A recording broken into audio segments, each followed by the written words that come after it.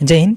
आज वीडियो में हम लोग राधिका मैम के रेलवे सामान्य विज्ञान के केमिस्ट्री के चैप्टर नंबर 13 से आगे हम लोग कवर करेंगे। पिछले वीडियो में हम लोगों ने चैप्टर नंबर 12 तक कवर कर चुके हैं। अगर उसका वीडियो अभी तक नहीं देखें तो उनका लिंक डिस्क्रिप्शन बॉक्स में मिल जाएगा, प्लेलिस्ट का ही लिंक मिल जाएगा। तो वहाँ जाके जो जो वीडियो नहीं देखे हैं तो उनका सारा वीडियो इस बुक का बनाया हुआ है, वहाँ जाके देख लीजिएगा। तो मैं इस वीडियो में कोशिश करूंगा बाकी जो चैप्टर बचा हुआ है वो सभी को कवर करने की। तो वीडियो थोड़ी सी लंबी हो सकती है, तो इसलिए इसे धैर्य से पूरा जरूर देख लीजिएगा। ये प्रीवियस ईयर क्वेश्चन और सभी क्वेश्चन जो हैं ये सेलेक्टिव क्वेश्चन हैं। यहाँ से आप लोगों को सीधे एग्ज़ाम में देखने को मिल सकता है, चाहे रेलवे का, चाहे जो भी एग्ज़ाम का आप तैयारी कर रहे हैं, सभी एग्ज़ामों के लिए ये बुक बहुत इम्पोर्टेंट बुक है, बहुत मस्त बुक है। तो इसे पूरा धैर्य से पूरा ज़रूर 1 से 2 बार देख लीजिएगा, क्योंकि अभी के टाइम में जो पढ़िएगा वही आपका दिमाग में रहेगा। ठीक है, तो आइए हम लोग उसको शुरू करते हैं। तो हम लोग चैप्टर नंबर 13 यानी कार्बनिक रासायनिक से आगे हम लोग इस चैप्टर से आगे कवर करेंगे। पिछले वीडियो में हम लोगों ने चैप्टर नंबर 12 तक कवर कर चुके हैं। अगर उसका वीडियो अभी तक नहीं देखें तो उनका प्लेलिस्ट का लिंक डिस्क्रिप्शन बॉक्स में मिल जाएगा, वहाँ जाके देख लीजिएगा। तो आइए हम लोग इसको शुरू करते हैं।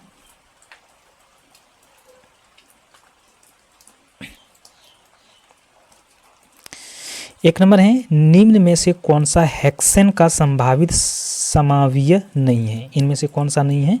तो ये हो जाएगा आपका 2 एथिल पेंटेन। 2 एथिल पेंटेन इसका राइट आंसर हो जाएगा बी नंबर। 2 नंबर है, 5 कार्बन परमाणु वाले यौगिक पेंटानल में क्रियात्मक समूह का चयन कीजिए। इसमें से कौन सा हो जाएगा? तो ये हो जाएगा आपका ये एल्डिहाइड, ये हो जाएगा एल्डिहाइड। इसका राइट आंसर हो जाएगा डी नंबर। 3 नंबर में, किसी कार्बनिक यौगिक में एक प्रक्रियात्मक समूह क्या निर्धारित करता है? तो ये क्या निर्धारित करता है? तो ये जो निर्धारित करता है, ये निर्धारित करता है इसके रासायनिक गुण को निर्धारित करता है, इसके रासायनिक गुण को।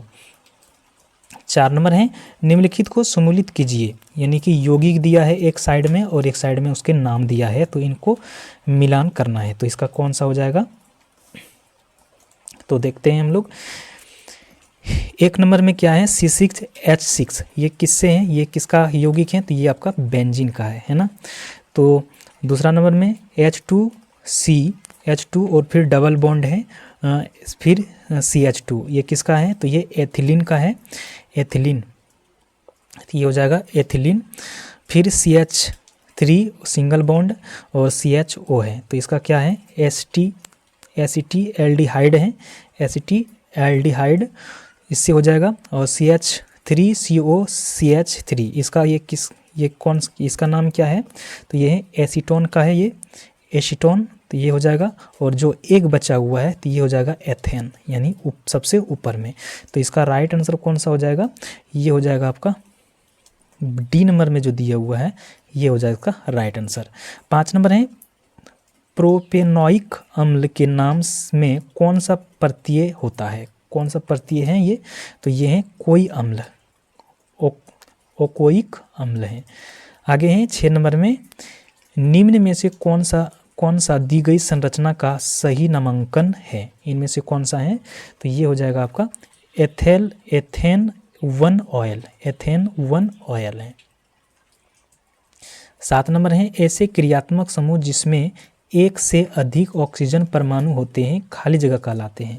तो ये क्या कहलाते हैं? तो ये कहलाते हैं कार्बोक्सिलिक अम्ल, कार्बोक्सिलिक अम्ल कहलाते हैं। इसका राइट आंसर हो जाएगा बी नंबर। आगे हैं 8 नंबर में, खाली जगह एक समावयवी युग्म बनाते हैं, खाली जगह एक समावयवी युग्म बनाते हैं। तो कौन बनाता है ये? तो ये बनाता है ब्यूटेन और 2 मिथिल प्रोपेन, ब्यूटेन और 2 मेथिल प्रोपेन। इसका राइट आंसर हो जाएगा बी नंबर।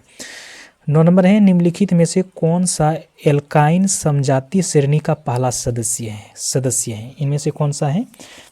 तो ये है आपका इथाइन, ये है इथाइन है। आगे, निम्नलिखित में से कौन सा विकल्प हाइड्रोजन परमाणु का सही आरोही क्रम दर्शाता है? तो कौन सा है ये? तो ये है एल्केन, एल्किन और एल्काइन, एल्केन, एल्किन और एल्काइन। 11 नंबर में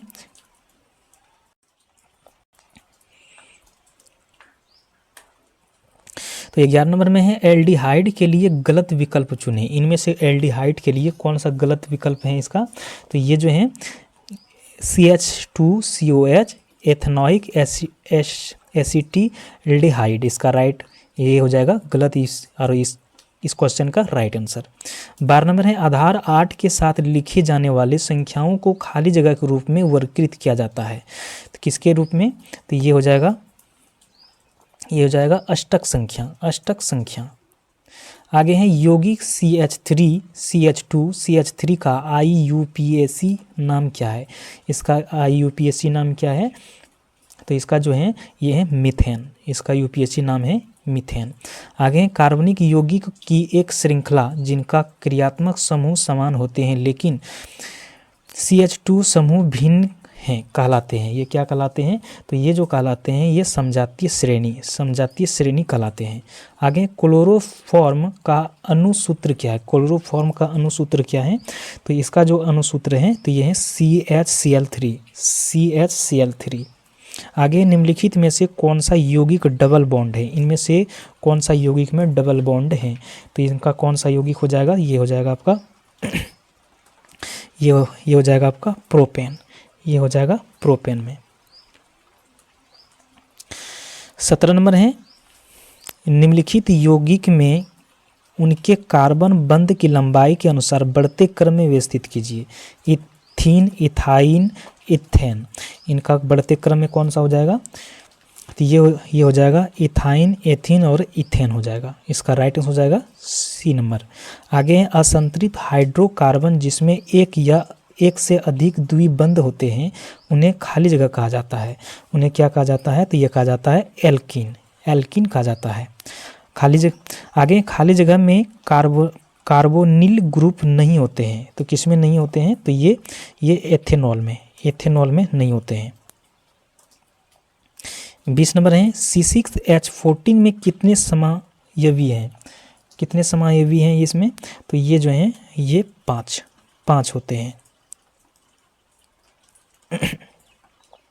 21 नंबर है COOH निम्नलिखित में से किस क्रियात्मक समूह में उपस्थित हैं? तो ये किस में है ये? तो ये जो है ये कार्बोक्सिलिक अम्ल के क्रियात्मक समूह में उपस्थित होते हैं। आगे निम्नलिखित में से कौन सा सही मिलान है? इनमें से कौन सा सही मिलान है? तो ये जो ए नंबर में जो दिया है एल्काइन CnH2n-2, एल्किन CnH2n और एल्केन CnH2n+2n2। तो ये हो जाएगा इसका राइट आंसर। 23 नंबर है नीचे दिए गए विकल्प में गलत आणविक सूत्र IUPAC नाम सामान्य नाम वाले विकल्प का पहचान करें। इसमें से कौन सा हो जाएगा सही? तो ये है C2H3OH एथेनॉल मिथाइल एल्कोहल। इसका राइट आंसर हो जाएगा D नंबर। आगे है निम्नलिखित में से कौन सा मिलान सही है? इनमें से कौन सा मिलान सही है? तो इसमें कौन सा हो जाएगा? तो ये B नंबर में जो दिया हुआ है ब्यूटेन CH3 फिर CH2 CH double bond CH2, इसका राइट आंसर हो जाएगा B नंबर। आगे निम्न में से किसमें त्रिबंध होता है? इसमें से किसमें त्रिबंध है? तो ये है प्रोपाइन में त्रिबंध है। आगे निम्नलिखित में से कौन एल्केन को दर्शाता है? इनमें से कौन एल्केन को दर्शा रहा है? तो ये जो है C डबल बॉन्ड C, ये जो है एल्केन ग्रुप का दर्शा रहा है।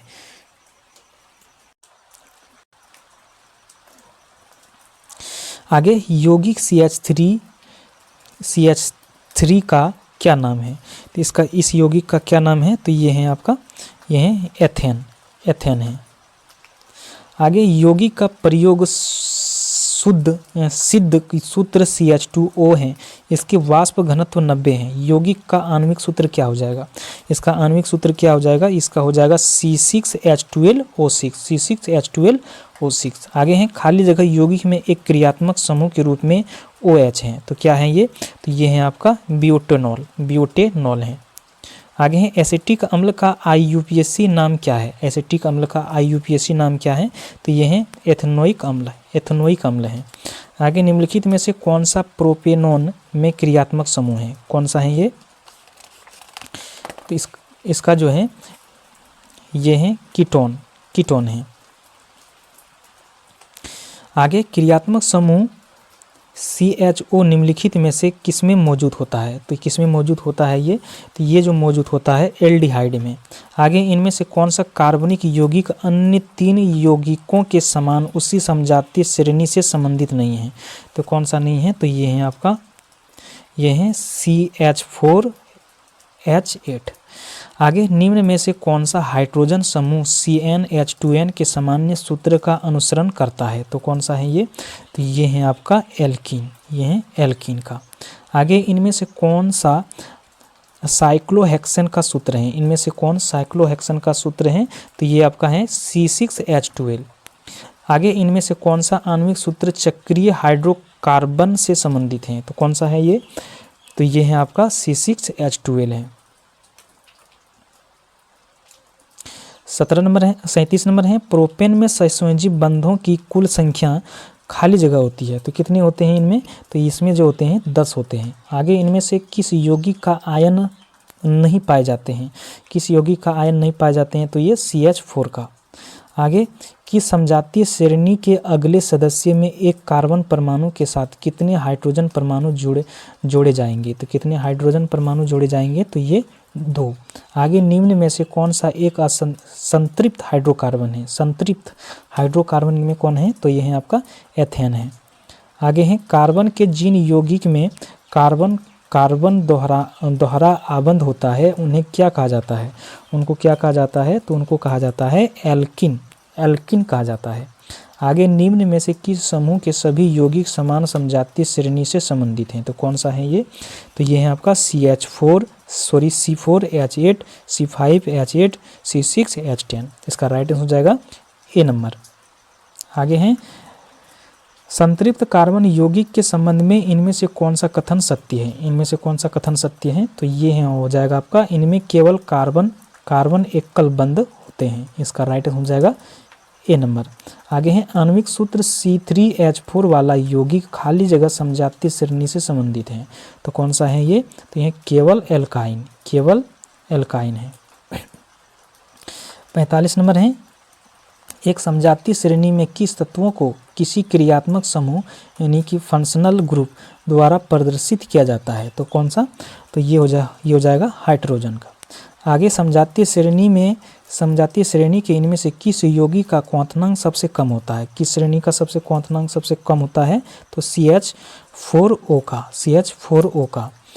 आगे हैं संतृप्त कार्बन यौगिक सामान्यतः होते हैं, ये क्या होते हैं? तो ये जो होते हैं ये असंतृप्त यौगिक की तुलना में कम प्रतिक्रियाशील, असंतृप्त यौगिकों की तुलना में कम प्रतिक्रियाशील होते हैं।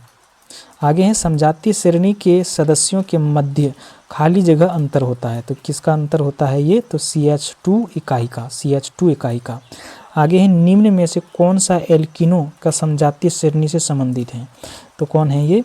तो ये है आपका C3H6। 50 नंबर है मेथेन में कितने एकल बंध मौजूद होते हैं? तो कितने होते हैं? तो ये 4 होते हैं। आगे खाली जगह एक असंतृप्त हाइड्रोकार्बन है, इनमें कौन है? तो ये है आपका बेंजीन। आगे है असंतृप्त कार्बन यौगिक अत्यधिक काले धुएं के साथ खाली जगह ज्वाला प्रदान करते हुए ऑक्सीजन में जलते हैं, तो कौन सा? तो ये जो होते हैं ये पीली ज्वाला प्रदान करते हुए ऑक्सीजन के साथ जलते हैं। आगे हैं एसिटिलीन गैस का रासायनिक प्रतीक क्या है? एसिटिलीन का गैस का रासायनिक प्रतीक क्या है? तो ये जो है ये है C2H2। आगे हैं असंतृप्त हाइड्रोकार्बन उत्प्रेरक की उपस्थिति में हाइड्रोजन जोड़ते हैं, जैसे कि निकेल और पैलाडियम जुड़ते हैं उसी तरह। इसका राइट आंसर हो जाएगा डी नंबर। आगे निम्न में से कौन से यौगिक में एक डबल बॉन्ड है? इनमें से किस में एकल डबल बॉन्ड है? तो ये है इथीन में। आगे इनमें से कौन सा एक असंतृप्त हाइड्रोकार्बन है? कौन सा है ये? तो ये है आपका इथाइन। ये हैं इथाइन। आगे हैं समजातीय श्रेणी के अनुवर्ती सदस्यों की परमाणु द्रव्यमान इकाइयों के बीच कितनी भिन्नता होती है, तो कितनी भिन्नता होती है इसमें, तो इसमें जो होते हैं 14। आगे C6H14 का सूत्र खाली जगह हाइड्रोकार्बन दर्शाता है, तो कौन सा दर्शाता है ये, तो ये दर्शाता है हेक्सेन, हेक्सेन को दर्शाता है। आगे हैं संतृप्त हाइड्रोकार्बन को क्या कहा जाता है, संतृप्त हाइड्रोकार्बन को क्या कहा जाता है, तो ये कहा जाता है इसमें को एल्केन, एल्केन कहा जाता है। आगे 60 नंबर है बेंजीन के एक अणु में खाली जगह दोहरे आबंध होता है या होते हैं, कितने होते हैं ये, तो इसमें जो होते हैं 3 होते हैं।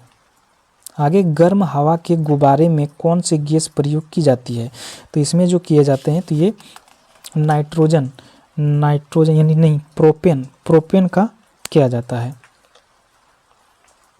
62 नंबर है निम्नलिखित में से किस विकल्प का माध्यम दृष्टिगत रूप से संघनन होता है, तो किसका होता है, तो ये जो होते हैं ये बेंजीन का।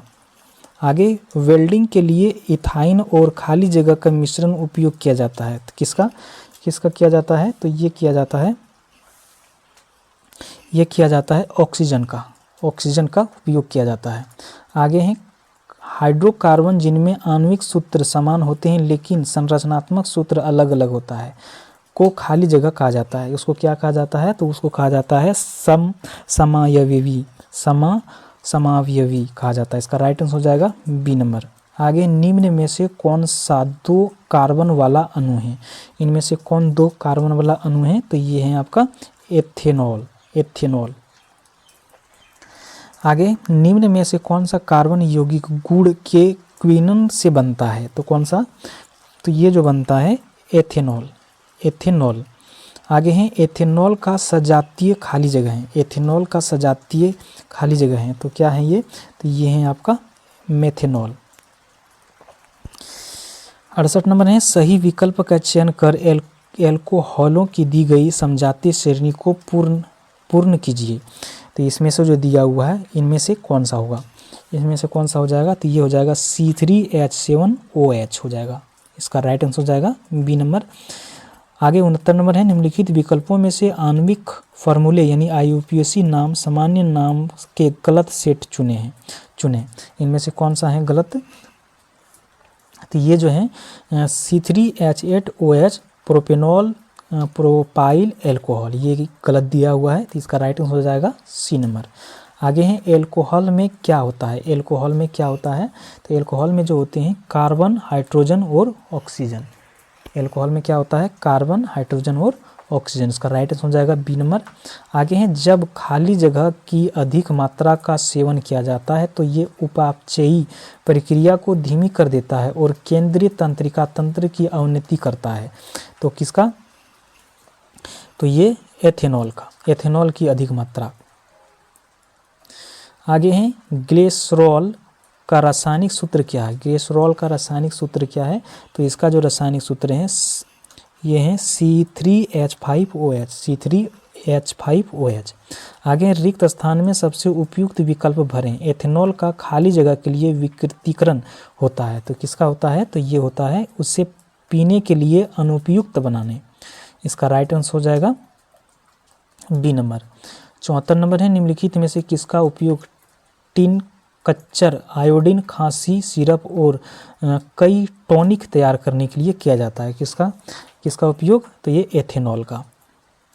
आगे हैं एथेनॉल को एथेन में परिवर्तित करने के लिए डिहाइड्रिंग एजेंट के रूप में खाली जगह का उपयोग किया जाता है, तो किसका उपयोग किया जाता है, तो ये किया जाता है आपका सांद्र सल्फ्यूरिक अम्ल का, सांद्र सल्फ्यूरिक अम्ल का उपयोग किया जाता है। 76 नंबर है औद्योगिक उपयोग के लिए उत्पादित एथेनॉल के दुरुपयोग को रोकने के लिए इसे जहरीले पदार्थ जैसे खाली जगह को इसे मिलाकर पीने के लिए अनुपयुक्त बनाया जाता है, तो कौन सा, तो ये हो जाएगा आपका, ये जो है हो जाएगा एथेनॉल। आगे 77 नंबर है एथेनॉल का क्वथनांक है, एथेनॉल का क्वथनांक कितना होता है, एथेनॉल का क्वथनांक जो होता है ये 78 डिग्री सेल्सियस होता है।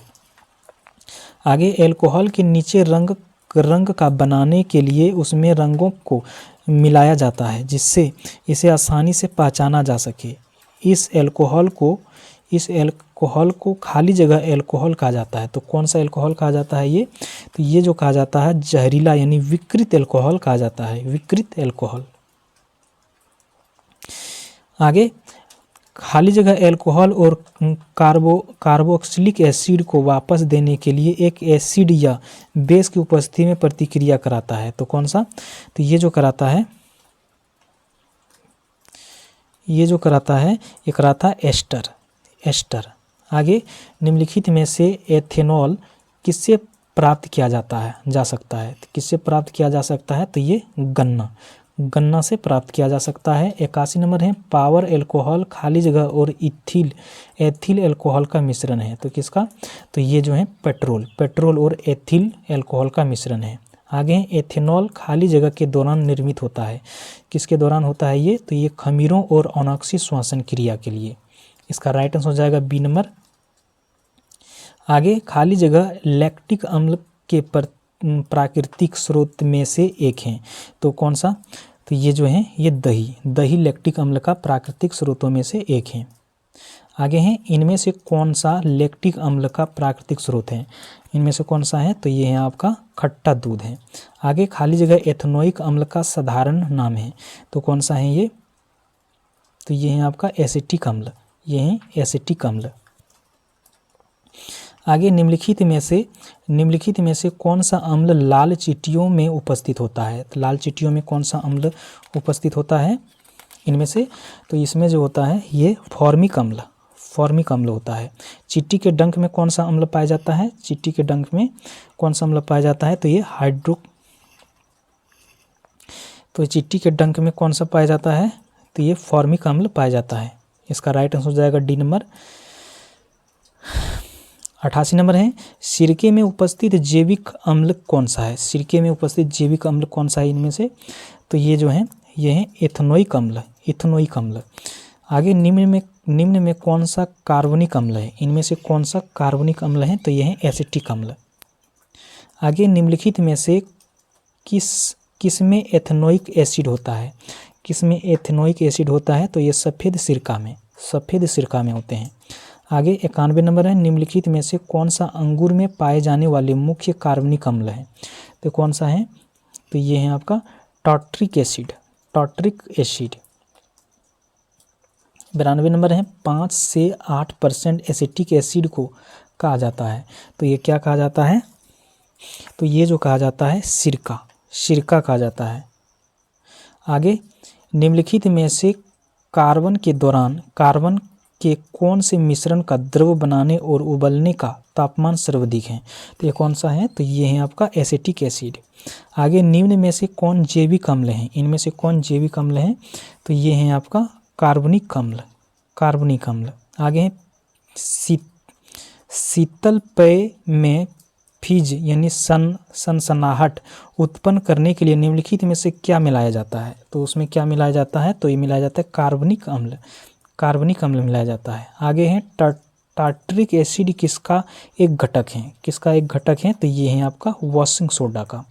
आगे, कार्बोक्सिलिक अम्ल के सोडियम या पोटेशियम लवण को खाली जगह भी कहा जाता है। क्या कहा जाता है ये? तो ये कहा जाता है साबुन। आगे, निम्नलिखित में गलत युग्म का चयन करें। इनमें से गलत कौन सा है? तो ये है 1 नंबर में जो है ये नंबर में जैविक अम्ल रासायनिक उर्वरक से प्राप्त होता है, ये गलत है। इसका राइट आंसर हो जाएगा ए नंबर। 99 नंबर है, खाली जगह अम्ल में वृद्धि होने के कारण मांसपेशियों में ऐंठन हो जाती है। तो किसकी वृद्धि होने के कारण? तो ये लैक्टिक अम्ल की वृद्धि होने के कारण। आगे, इनमें से कौन सा सही मिलान नहीं है? तो ये हो जाएगा नींबू ऑक्सैलिक अम्ल। नींबू में कौन सा अम्ल पाया जाता है? नींबू में सेट्रिक अम्ल पाया जाता है। इसका राइट आंसर हो जाएगा ए नंबर। आगे है 101 नंबर में, खाली जगह सल्फर युक्त एमिनो अम्ल है। तो कौन सा है इसमें? तो ये है आपका सिस्टीन है। 102 नंबर है, निम्नलिखित में सबसे दुर्बल अम्ल खाली जगह है। सबसे दुर्बल अम्ल कौन सा है? ये है बेंजोइक अम्ल, बेंजोइक अम्ल। 103 नंबर है, अम्ल और उस पदार्थ जिसमें वह पाया जाता है का उनमें से कौन सा युग्म सुमेलित नहीं है? इनमें से कौन सा युग्म सुमेलित नहीं है? तो यह है एक्सकॉर्बिक अम्ल यानी इमली, एक्सकॉर्बिक अम्ल इमली। इसका राइट आंसर हो जाएगा ए नंबर। आगे है लैक्टिक एसिड क्या है? लैक्टिक एसिड क्या है? तो ये 3 कार्बन वाला अणु, 3 कार्बन वाला अणु। आगे एस्टर में खाली जगह गंध होते हैं। एस्टर में किस प्रकार के गंध होते हैं? तो ये फल जैसी। आगे निम्नलिखित में से किसका उपयोग इत्र बनाने के लिए साथ साथ स्वाद के एजेंट बनाने के लिए किया जाता है? तो किसका उपयोग किया जाता है? तो ये एस्टर का। आगे मृत अंगों को सामान्यतः फॉर्मेलिन में रखा जाता है। फॉर्मेलिन एक क्या है? तो ये जातीय फॉर्मेल्डिहाइड है, जलीय फॉर्मेल्डिहाइड। आगे यौगिक का एक वर्ग जिसका आणविक भार निम्न होने पर सुगंध के रूप में और उनके आणविक भार श्रेणी में उच्च होने पर प्राकृतिक तरीके से बनने वाले चर्बी के रूप में उपयोग किया जाता है। खाली जगह कहते हैं उसको, क्या कहते हैं? तो ये कहते हैं एस्टर। आगे निम्नलिखित में से क्या एक एस्टर है? इनमें से कौन सा एक एस्टर है? तो ये हो जाएगा आपका CH3COO2H5। इसका राइट आंसर हो जाएगा सी नंबर। आगे हैं फिनोल्फ्थालीन को किसके सिरके में डालने पर घोल खाली जगह हो जाता है? तो किस प्रकार से हो जाएगा? तो ये रंगहीन। आगे फॉर्मेल्डिहाइड का प्रयोग इनमें से किस विकल्प में किया जाता है? तो किस विकल्प में किया जाता है? तो ये इत्र में किया जाता है। आगे इनमें से कौन सा कार्बन यौगिक नहीं है? इनमें से कौन कार्बन यौगिक नहीं है? तो यह है CONH3O2। आगे निम्न में से कौन 3 कार्बन श्रृंखला और एक कीटोन समूह वाले कार्बन यौगिक का सही नाम है? तो ये कौन सा है? तो ये जो है यह है प्रोपेनॉन, यह है प्रोपेनॉन। आगे इनमें से किस यौगिक का क्वथनांक उच्चतम होता है? क्वथनांक उच्चतम होता है तो किसका है? तो ये है आपका CH3COOH। आगे कार्बन यौगिक विद्युत के कुचालक क्यों होते हैं? कार्बन यौगिक विद्युत के कुचालक क्यों होते हैं? तो ये होते हैं आपका क्योंकि वे कोई आयनन नहीं बनाते हैं। आगे फ्रेडरिक वेहलर द्वारा यूरिया के निर्माण के लिए इनमें से किस यौगिक का उपयोग किया जाता है? किस यौगिक का उपयोग किया जाता है? तो ये अमोनियम साइनेट का उपयोग किया जाता है। आगे 117 नंबर है टेबल दानेदार चीनी खाली जगह के रूप में जाना जाता है। किसके रूप में ये जाना जाता है? तो ये जाना जाता है सुक्रोज के रूप में जाना जाता है। आगे एक सुक्रोज अणु में कार्बन परमाणु होते हैं। तो कितने परमाणु होते हैं इसमें? तो ये होते हैं 12।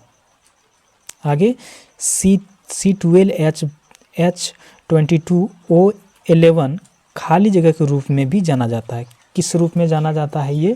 तो ये जो जाना जाता है ये चीनी के रूप में भी जाना जाता है। आगे एमिनो एसिड के 4 प्रमुख तत्व कौन से हैं? 4 प्रमुख तत्व कौन से हैं इनका? तो इसका जो है ये है कार्बन, हाइड्रोजन, ऑक्सीजन और नाइट्रोजन। कार्बन, हाइड्रोजन, ऑक्सीजन और नाइट्रोजन है। तो अब है चैप्टर नंबर 14 रासायनिक अभिक्रिया। तो आइए हम इसको देखते हैं हम लोग भी।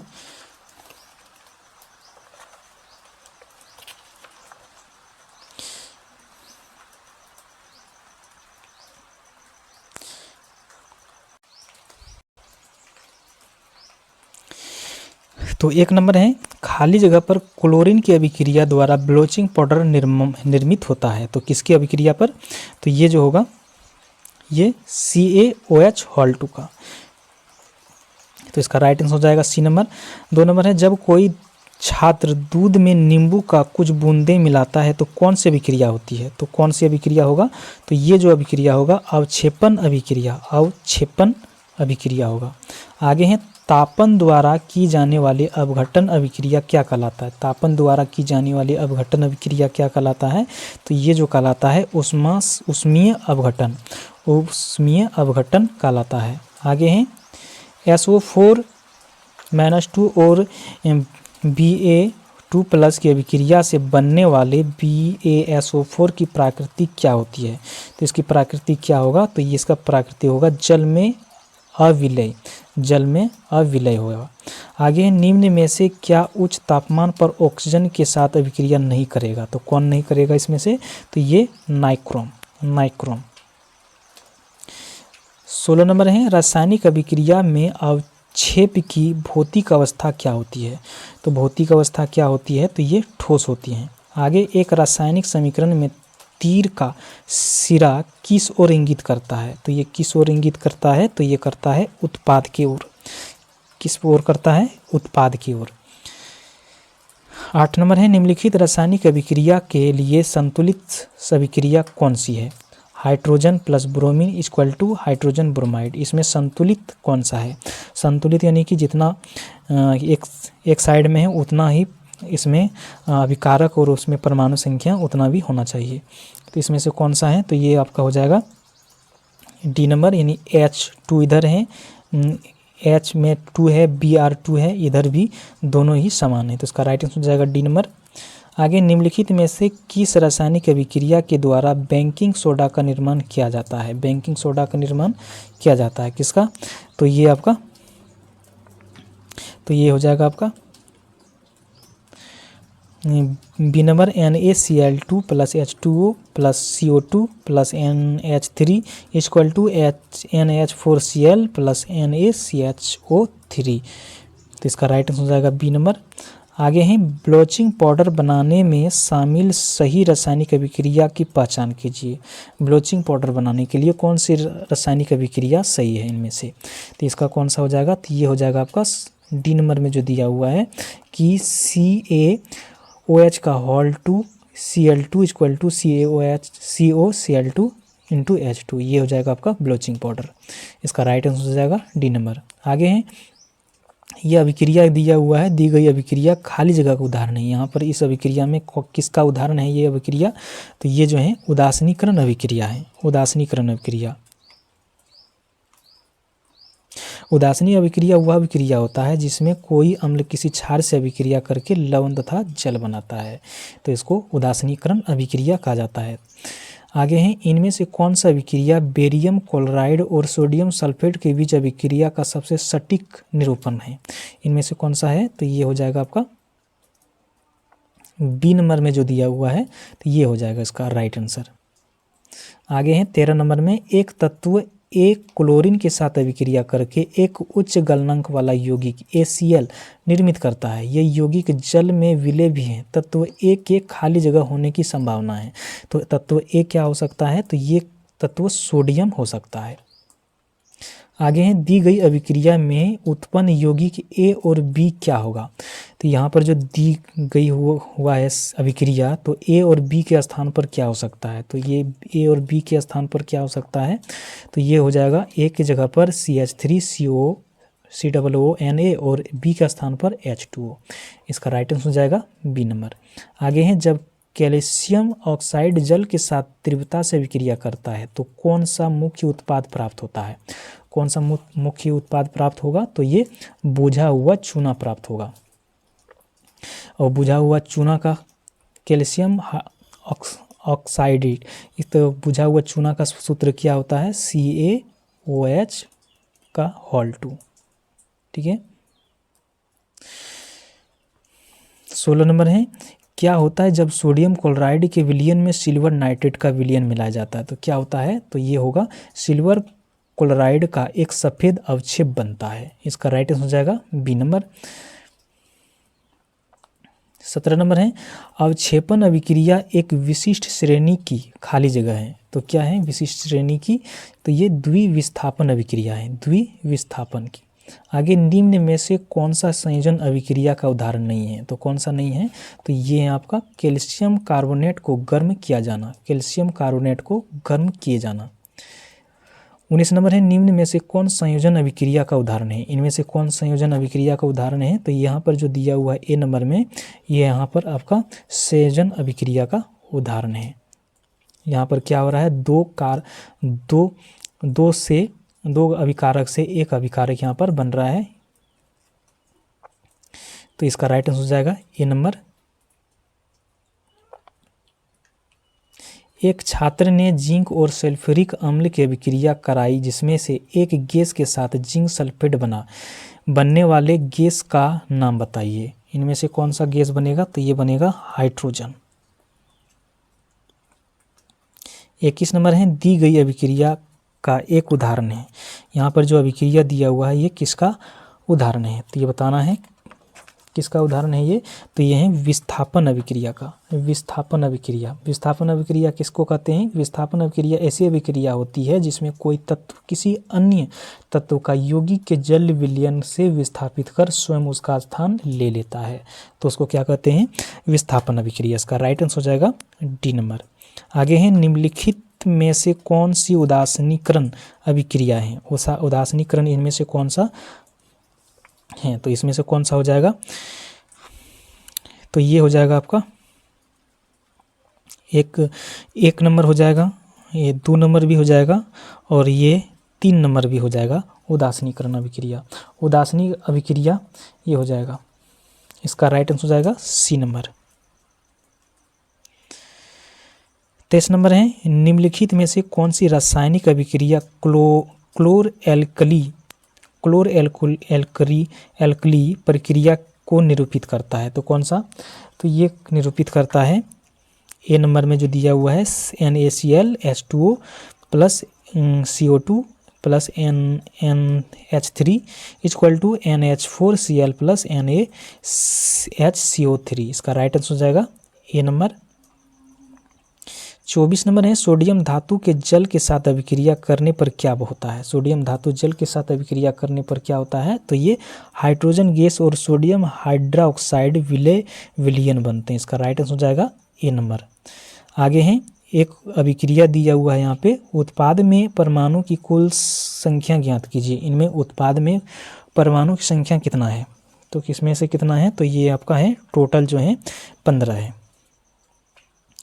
आगे लेड नाइट्रेट को गर्म करने यौगिक बनाता है, पर इनमें से कौन सा ठोस यौगिक बनता है, तो कौन सा हो जाएगा इसका, तो ये जो हो जाएगा, ये हो जाएगा PVO हो जाएगा।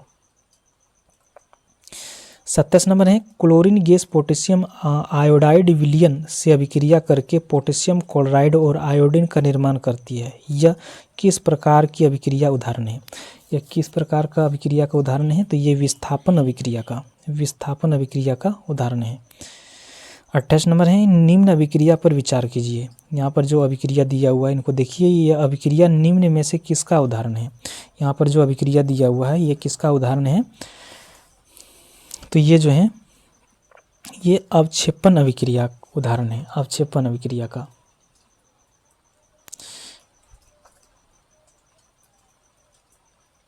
29 नंबर है एथेनॉल एक एसिटिक अम्ल के रूपांतरण किसका उदाहरण है। एथेनॉल का एसिटिक अम्ल में रूपांतरण किसका उदाहरण है, ये किसका उदाहरण होगा, तो ये हो जाएगा ऑक्सीकरण अभिक्रिया का। आगे दी गई रासायनिक अभिक्रिया में फेरस सल्फेट का रंग कैसा होता है। यहाँ पर दी गई अभिक्रिया में फेरस सल्फेट का रंग कैसा होगा, तो ये जो होगा हरा हो जाएगा, हरा। आगे चूना पत्थर के ऊष्मीय अपघटन के फलस्वरूप इनमें से कौन सी गैस उत्पन्न होता है, तो कौन सा गैस उत्पन्न होगा, तो ये कार्बन डाइऑक्साइड। 32 नंबर है जब लेड नाइट्रेट को पोटेशियम आयोडाइड के साथ मिलाया जाता है तो बनने वाला अवक्षेप होता है। बनने वाला अवक्षेप क्या हो जाएगा, तो ये हो जाएगा पीले रंग का लेड आयोडाइड। आगे जब जिंक के कण तनु सल्फ्यूरिक अम्ल के साथ अभिक्रिया करते हैं तो बनने वाले उत्पाद खाली जगह होगा। बनने वाले उत्पाद क्या हो जाएगा, ZnSO4 हो जाएगा। आगे अवक्षेपण अभिक्रिया के लिए सही विकल्प का चयन कीजिए। सही विकल्प कौन सा हो जाएगा? ये हो जाएगा 2 स्वच्छ विलयनों को मिलाने पर ठोस द्रव्यमान अलग हो जाता है। इसका राइट आंसर हो जाएगा ए नंबर। आगे दी गई अभिक्रिया में कौन सा पदार्थ अविलय है? इनमें से जो दी अभिक्रिया दिया हुआ है इनमें कौन अविलय है? तो ये कौन सा हो जाएगा? तो ये हो जाएगा BaBr2। 36 नंबर है, निम्न में कौन सा अभिकारक एक के स्थान पर आएगा और उदासीनीकरण अभिक्रिया प्रदान करेगा? एक के स्थान पर कौन सा कारक आएगा? तो ये जो आएगा ये आएगा हाइड्रोक्लोरिक अम्ल। आगे 37 नंबर में जब लेड नाइट्रेट को गर्म किया जाता है तो लेड ऑक्साइड ऑक्सीजन गैस और एक भूरे रंग की रहस्यमयी गैस बनाती है। यह रहस्यमयी गैस कौन सी है? तो ये रहस्यमयी गैस कौन सा हो जाएगा? तो ये हो जाएगा नाइट्रोजन डाइऑक्साइड।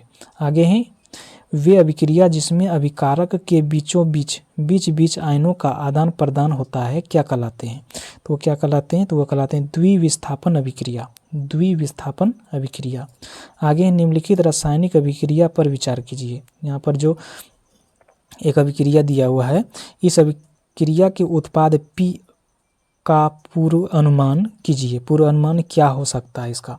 तो क्या हो सकता है इसमें से? तो ये हो सकता है इसमें CH3OH हो सकता है। 40 नंबर है, दी गई अभिक्रिया में लोहा किसे विस्थापित करता है? लोहा किसको विस्थापित कर सकता है? तो ये कॉपर को विस्थापित करता है।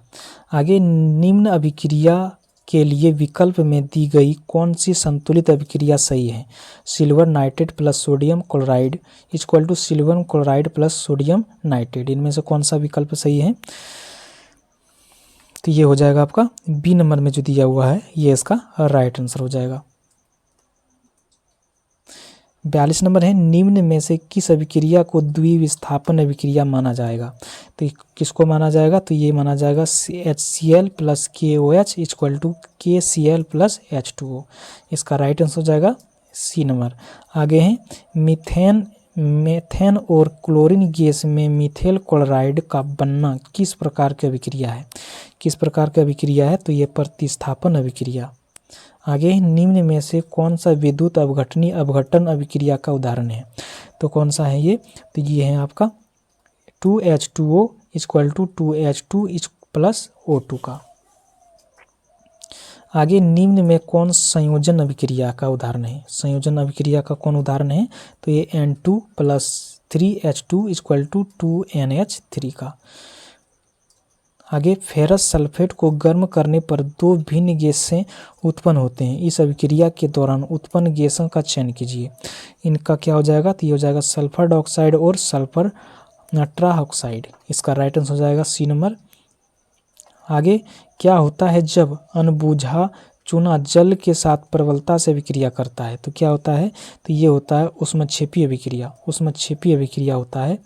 आगे जब जिंक को कण तनु सल्फ्यूरिक अम्ल के साथ अभिक्रिया करते हैं तो एक रंगहीन गैस उत्पन्न होता है जो खाली जगह के साथ जलती है। तो किसके साथ जलता है ये? तो ये जो जलता है ये पॉप ध्वनि के साथ जलता है।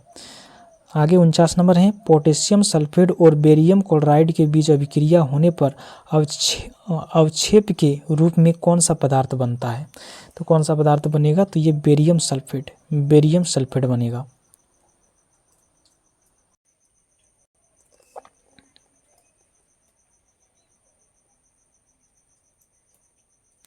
आगे 50 नंबर है, निम्नलिखित में से कौन सा 2 यौगिक के बीच होने वाले एक संयोजी अभिक्रिया का उदाहरण है जिसके फलस्वरूप नया यौगिक निर्मित होता है? इनमें से कौन सा है? तो ये हो जाएगा कैल्शियम हाइड्रोक्साइड का निर्माण। इसका राइट आंसर हो जाएगा ए नंबर। आगे हैं इनमें से कौन सी अभिक्रिया उत्पादों के निर्माण के साथ साथ ऊष्मा भी मुक्त करती है? तो कौन सा है? तो ये है ऊष्मक्षेपी अभिक्रिया। आगे हैं जब शुष्क बुझे हुए चूने का क्लोरीनीकरण होता है तो मुख्य उत्पाद के रूप में खाली जगह बनेगा। तो क्या बनेगा? तो ये बनेगा कैल्शियम ऑक्सीक्लोराइड बनेगा। आगे हैं जब कॉपर ऑक्साइड को तनु हाइड्रोक्लोरिक अम्ल में मिलाया जाता है तो खाली जगह के निर्माण के कारण अम्ल का रंग नीला हरा हो जाता है। तो किसके कारण होता है ये? तो ये होता है कॉपर 2 क्लोराइड। इसका राइट आंसर हो जाएगा डी नंबर। आगे हैं क्लोरीन की किस पदार्थ के साथ अभिक्रिया के फलस्वरूप विरंजक चूर्ण बनता है? तो किस पदार्थ के साथ अभिक्रिया कराने के बाद तो ये बनता है? तो ये बुझा हुआ चूना के साथ। आगे निम्नलिखित रासायनिक अभिक्रिया के लिए संतुलित अभिक्रिया कौन सी है? Barium sulphate plus aluminium chloride equal to barium chloride plus aluminium sulphate. इनमें से कौन सा हो जाएगा? तो ये हो जाएगा आपका बी नंबर। ये संतुलित रासायनिक अभिक्रिया है, इसमें राइट आंसर हो जाएगा बी नंबर। आगे यदि हम खाली जगह में अमोनिया का विलयन मिलाते हैं तो एक सफ़ेद अवक्षेप बनेगा। इनमें से कौन सा किसमें? तो ये हो जाएगा आपका AlCl3 विलयन, AlCl3। इसका राइट आंसर हो जाएगा ए नंबर। आगे हैं 57 नंबर में लोह धातु और कॉपर सल्फेट विलयन के बीच होने वाले विस्थापन अभिक्रिया में क्या होता है? तो ये क्या होता है? तो ये होता है आयरन कॉपर सल्फेट विलयन से कॉपर को विस्थापित करता है क्योंकि कॉपर की तुलना में अधिक अभिक्रियाशील होते हैं। इसका राइट आंसर हो जाएगा डी नंबर। आगे है सिल्वर क्लोराइड सूर्य के प्रकाश में धूसर यानी ग्रे हो जाता है। निम्न में से कौन सा दिए गए कथन का सही व्याख्या करता है? इनमें से कौन सा कथन सही व्याख्या करेगा?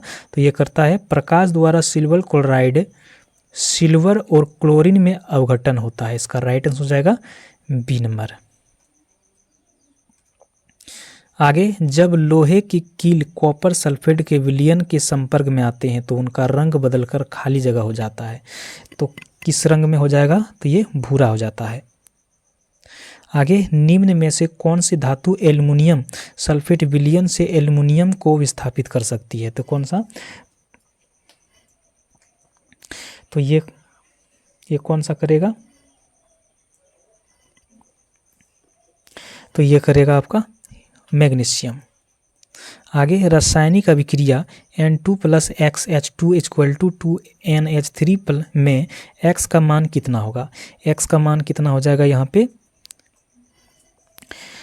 तो ये जो होगा ये हो जाएगा आपका 3। इसका राइट आंसर हो जाएगा सी नंबर। आगे दी गई अभिक्रिया को पूरा करें। तो यहाँ इसमें से अभिक्रिया इसमें दिया ही नहीं है, इसमें छूट गया है, टाइपिंग मिस्टेक हो सकता है, इसमें अभिक्रिया ही नहीं दिया गया है। ठीक है। आगे संयोजन अभिक्रिया के बारे में इनमें से कौन सा कथन सत्य है? इसमें से कौन सा कथन सत्य है? तो ये हो जाएगा आपका 2 या 2 से अधिक अभिकारकों से एक एकल उत्पाद बनता है। तो इसका राइट आंसर हो जाएगा ए नंबर। आगे हैं कैल्शियम ऑक्साइड के जल के साथ अभिक्रिया के फलस्वरूप बुझे चूने का बनाना खाली जगह उदाहरण है। तो किसका उदाहरण है ये? तो ये संयोजन अभिक्रिया का। आगे प्राकृतिक गैस का जलना निम्नलिखित में से कौन सा अभिक्रिया है? प्राकृतिक गैस का जलना इनमें से कौन सा अभिक्रिया का उदाहरण है? तो ये है आपका यह ऊष्माक्षेपी अभिक्रिया का। आगे दी गई अभिक्रिया किसका उदाहरण है? यहाँ पर जो अभिक्रिया दिया हुआ है ये किसका उदाहरण है? तो किसका उदाहरण है ये? तो ये है द्विविस्थापन और अवक्षेपण अभिक्रिया का ये उदाहरण है। आगे है निम्नलिखित द्विविस्थापन अभिक्रिया का पूर्ण कीजिए। यहाँ पर जो दिया हुआ है एक अभिक्रिया, यहाँ पर X के स्थान पर क्या होगा? X के स्थान पर क्या हो जाएगा? तो ये हो जाएगा आपका CuOH2। आगे द्विविस्थापन अभिक्रिया किनके बीच होती है? ये? तो ये होता है आयनिक यौगिक के बीच होती है। आगे है परावैंगनी विकर्ण की उपस्थिति में सिल्वर और क्लोराइड गैस में बदल जाता है। यह खाली जगह का उदाहरण है। तो ये किसका उदाहरण है? तो ये है उदाहरण ऊष्माक्षेपी अवघटन अभिक्रिया का। 70 नंबर है जब एथेनॉल एक अम्लीय माध्यम में पोटेशियम डाइक्रोमेट के साथ अभिक्रिया करता है तो कौन सा प्रमुख उत्पाद प्राप्त होता है? तो कौन सा प्रमुख उत्पाद प्राप्त होगा? तो ये एथेनोइक अम्ल। आगे, निम्न में से कौन सा रासायनिक अभिक्रिया की प्राकृतिक हमेशा ऊष्मशोषी होती है? तो कौन सा होती है? तो ये होता है अपघटन अभिक्रिया का। 72 नंबर है, पानी में एक अम्ल या क्षार विलयन करने को किस नाम से जाना जाता है? विलय करने को किस नाम से जाना जाता है? तो ये जाना जाता है ऊष्मक्षेपी अभिक्रिया के नाम से। आगे, निम्नलिखित में से कौन सा कथन सही या गलत है? कथन है ए, H2S हवा में जलता है और H2O और SO2 देता है। बी नंबर में है, ऊष्मा की उपस्थिति में फेरस सल्फेट का विघटन। तो इसमें से कौन सा कथन सही है? तो ये हो जाएगा आपका कथन ए और बी दोनों सही हैं। ए और बी जो हैं वो दोनों सही हैं। आगे, निम्नलिखित में से कौन सा द्विविस्थापन अभिक्रिया नहीं है? इनमें से कौन द्विविस्थापन अभिक्रिया नहीं है?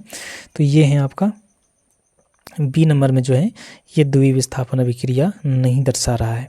आगे 75 नंबर में समीकरण जो दिया हुआ है ये खाली जगह का उदाहरण है। ये जो समीकरण है किसका उदाहरण है?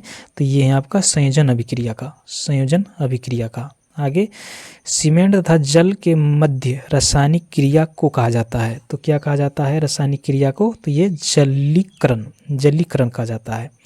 आगे, जब एक धातु ऑक्सीजन के साथ अभिक्रिया करती है तो क्या बनाता है? तो ये क्या बनाता है? तो ये जो बनाता है ये धात्विक ऑक्साइड बनाता है। 78 नंबर है, वनस्पति तेल के हाइड्रोजनेशन में उत्प्रेरक यानी कैटलिस्ट के रूप में खाली जगह का प्रयोग किया जाता है। किसका प्रयोग किया जाता है? ये इनमें से किसका प्रयोग किया जाता है? तो ये निकेल का प्रयोग किया जाता है। आगे है एक अभिक्रिया है, ये समीकरण पर ध्यान दें। इस अभिक्रिया में जल के आवश्यक कण खाली जगह होंगे। इसका जल का आवश्यक कण कितना हो जाएगा? तो ये जो हो जाएगा 6 हो जाएगा। आगे है, इस यौगिक को कभी कभी भोजन के जल्दी पकने के लिए उसमें डाला जाता है। यह एक हल्का असंक्षारक क्षार है। नीचे दी गई अभिक्रिया इसके निर्माण की क्रिया दर्शाता है। इस यौगिक का नाम बताइए। तो यहाँ पर जो दिया हुआ है इसमें से क्या होगा? तो ये क्या हो जाएगा? तो ये हो जाएगा सोडियम हाइड्रोजन कार्बोनेट। 81 नंबर है, दी गई रासायनिक अभिक्रिया को पूरा कीजिए। तो यहाँ पर जो दिया हुआ है अभिक्रिया इसको पूरा क्या हो जाएगा? तो इसका जो सही हो जाएगा ये हो जाएगा 2HCO3 + 3H2O और प्लस ऊर्जा। इसका राइट आंसर हो जाएगा ये हो जाएगा सी नंबर। आगे, उत्प्रेरक वे पदार्थ होते हैं जो उत्प्रेरक कौन सा पदार्थ होते हैं? तो ये अभिकारकों की तीव्र कर देता है। उत्प्रेरक वो पदार्थ होते हैं जो अभिक्रियाओं को तीव्र कर देता है। इसका राइट आंसर हो जाएगा बी नंबर। आगे है एक समीकरण दिया हुआ है, दी गई अभिक्रिया निम्न में से एक उदाहरण है। ये जो समीकरण है ये किसका उदाहरण है? तो ये जो है उदाहरण ये है प्रतिस्थापन अभिक्रिया का ये उदाहरण है। आगे है 84 नंबर में, यहाँ पर जो एक अभिक्रिया दिया हुआ है ये दी गई प्रतिक्रिया खाली जगह प्रतिक्रिया का एक उदाहरण है। ये भी किसका उदाहरण है? ये जो उदाहरण है ये संयोजन अभिक्रिया का उदाहरण है। आगे, निम्नलिखित में से कौन सा या से कथन सत्य या असत्य है? 1 नंबर में है, निम्नलिखित अभिक्रिया उत्क्रमणीय अभिक्रिया का एक उदाहरण है। और बी नंबर में जो दिया हुआ है, निम्नलिखित अभिक्रिया ऊष्मीय अपघटन अभिक्रिया का उदाहरण है। तो इसमें से कौन सा सही है? तो ये हो जाएगा आपका ये ए और बी दोनों सत्य है। 86 नंबर है, अधिक सांद्रित H2SO4 के साथ 443 केल्विन पर एथेनॉल गर्म करने पर एथेनॉल के निर्जलीकरण प्राप्त होता है। तो क्या प्राप्त होता है इसमें से? तो ये जो प्राप्त होते हैं ये इथेन। आगे, निम्नलिखित में से कौन सा एक अति उष्मक्षेपी है? इसमें से कौन है? तो ये है जल के सल्फ्यूरिक अम्ल घोलना, जल में सल्फ्यूरिक अम्ल घोलना। आगे है यहाँ पर एक अभिक्रिया दिया हुआ है, दी गई अभिक्रिया खाली जगह अभिक्रिया का उदाहरण है। तो ये किसका अभिक्रिया का उदाहरण है ये? तो ये रेडॉक्स अभिक्रिया का ये उदाहरण है। आगे, संगमरमर चिप्स पर तनु हाइड्रोक्लोरिक एसिड का प्रक्रिया होती है? संगमरमर चिप्स पर तनुष हाइड्रोक्लोरिक एसिड का क्रिया होता है। तो किस प्रकार का होता है ये? तो ये जो होता है ये होता है ए नंबर में जो दिया हुआ अभिक्रिया ये होता है। इसका राइट आंसर हो जाएगा ए नंबर। कॉपर ऑक्साइड और कार्बन मोनोऑक्साइड अभिक्रिया में अपचयन अभिकारक हैं। इसमें अपचयन अभिकारक क्या है? तो ये है आपका CuO। 91 नंबर है, जब बिजली प्रभावित करने से एक पदार्थ का नया पदार्थ में विघटन किया जाता है तो इनमें से कौन सा रासायनिक अभिक्रिया होता है?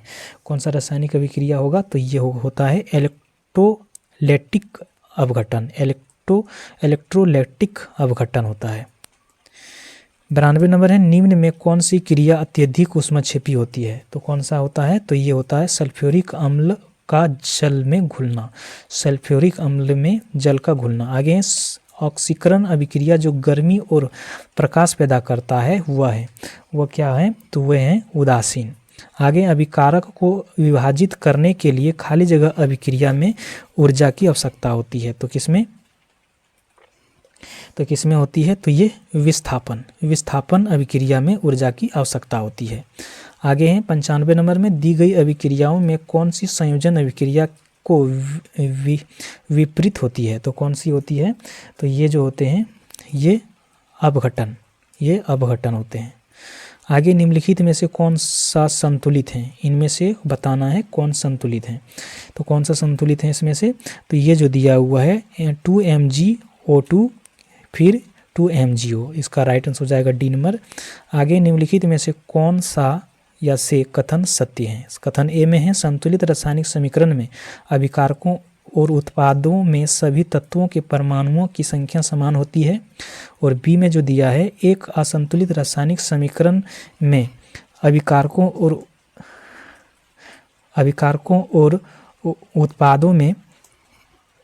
उत्पादों में एक या अधिक अवयवों वाले परमाणुओं की संख्या असमान होते हैं। तो कौन सा कथन इसमें सही है? तो ये हो जाएगा आपका ए और बी दोनों जो हैं वो सत्य हैं। आगे है 98 नंबर, वनस्पति पदार्थों के खाद में अपघटन की अभिक्रिया खाली जगह उदाहरण है। तो किसका ये उदाहरण है? तो ये ऊष्मक्षेपी का। आगे निम्नलिखित में से किस अभिक्रिया में अवक्षेप तैयार होता है? किस अभिक्रिया में अवक्षेप तैयार होता है? तो ये जो अवक्षेप तैयार होते हैं तो दोहरा विस्थापन में। आगे हैं, गर्म करने पर कैल्शियम कार्बोनेट का कैल्शियम ऑक्साइड और कार्बन डाइऑक्साइड को अपघटन खाली जगह का उदाहरण है। तो किसका उदाहरण है ये? तो ये जो उदाहरण है प्रकाश अवघटन अभिक्रिया का। आगे अवक्षेपण यानी प्रेसिपिटेशन अभिक्रिया खाली जगह उत्पादित करती है। तो किसका उत्पादन करता है? तो ये अघुलनशील लवण को। आगे निम्नलिखित में से कौन सा यह निर्धारित करता है कि रासायनिक अभिक्रिया नहीं हुई है? कौन निर्धारित करता है ये? तो ये करता है आकार में परिवर्तन। 103 नंबर है, ऑक्सीकरण क्या होता है? तो ये ऑक्सीकरण होता है रासायनिक अभिक्रिया के दौरान पदार्थों का ऑक्सीजन ग्रहण करना। इसका राइट आंसर हो जाएगा बी नंबर। आगे हैं, इनमें से कौन सा ऊष्मक्षेपी अभिक्रिया है? इसमें से कौन ऊष्मक्षेपी अभिक्रिया है? तो ये है आपका बिना बोझे चूने के साथ पानी का अभिक्रिया। ये है आपका ऊष्मक्षेपी अभिक्रिया। इसका राइट आंसर हो जाएगा डी नंबर।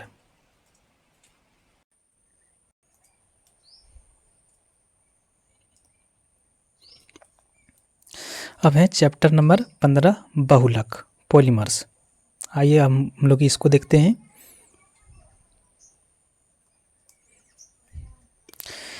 एक नंबर है बेकेलाइट होता है एक होता है। क्या होता है ये होता है रोधक यानी इंसुलेटर होता है। आगे बहुप्रयोग प्लास्टिक का पानी के बोतलें बनी होती है। बहुप्रयोग प्लास्टिक की पानी की बोतलें बनी होती है। तो किसका बना होता है? तो ये जो बना होता है पॉलीएथिलीन का बना होता है। 3 नंबर है, न चिपकने वाले बर्तन पर किसका लेप लगा होता है? ना चिपकने वाले बर्तन पर किसका लेप लगा होता है? तो ये जो लगा होता है ये टेफ्लॉन का लगा होता है। आगे है, टेफ्लॉन खाना पकाने के एक नॉनस्टिक कोटिंग में इस्तेमाल किया जाता है तारों आदि में अपने इंसुलेशन विशेषता के कारण इलेक्ट्रॉनिक उद्योग में इस्तेमाल किया जाता है। ये एक बहुलक यानी पॉलीमर होता है जिसमें कार्बन खाली जगह बॉन्डिंग शामिल होता है। तो किस प्रकार का, तो ये जो होता है पोलेराइड, ये होता है फ्लोराइड का। इसका राइट आंसर हो जाएगा बी नंबर। आगे 5 नंबर है, खाली जगह पॉलीमर का उपयोग फर्श की टाइल बनाने में किया जाता है। किसका उपयोग किया जाता है, तो पॉलीविनाइल क्लोराइड का। आगे 6 नंबर में, एक थर्मोप्लास्टिक पॉलीमर नहीं है। इनमें से कौन है एक थर्मोप्लास्टिक पॉलीमर नहीं है, तो यह है आपका बेकेलाइट। आगे पीवीसी का पूरा नाम है, पीवीसी का पूरा नाम क्या है, तो ये है आपका पॉलीविनाइल क्लोराइड। आगे चालक तार के पीवीसी द्वारा कोटिंग करके खाली जगह को रोका जाता है। तो क्या रोका जाता है, तो ये शॉर्ट सर्किट होने से रोका जाता है। आगे नायलॉन और पॉलिस्टर जैसे रेशे जो रासायनिक पदार्थ से बने होते हैं कहलाते हैं। तो ये क्या कहलाते हैं, तो ये कहलाते हैं सिंथेटिक फाइबर कहा जाता है। आगे प्लास्टिक में निम्नलिखित में से किसका उपयोग किया जाता है, तो किसका उपयोग किया जाता है, तो ये एथिलीन का। आगे है संशोधित फाइबर आसानी से आग पकड़ लेते हैं। हालांकि फायरमैन की वर्दी को अग्निरोधी बनाने के लिए उस पर खाली जगह प्लास्टिक का कोटिंग की जाती है। तो किसका किया जाता है, तो ये किया जाता है मेलामाइन प्लास्टिक का कोटिंग किया जाता है। आगे निम्नलिखित में से कौन सा मानव निर्मित रेशे का उदाहरण है, इनमें से कौन है, तो ये है आपका रेयॉन। आगे पहला मानव निर्मित संश्लेषित रेशा कौन सा है, तो ये कौन सा है, तो ये है नायलॉन है। तो ये है नायलॉन, इसका राइट आंसर हो जाएगा सी नंबर। अब है साबुन या डिटर्जेंट। अब 16 चैप्टर नंबर 16।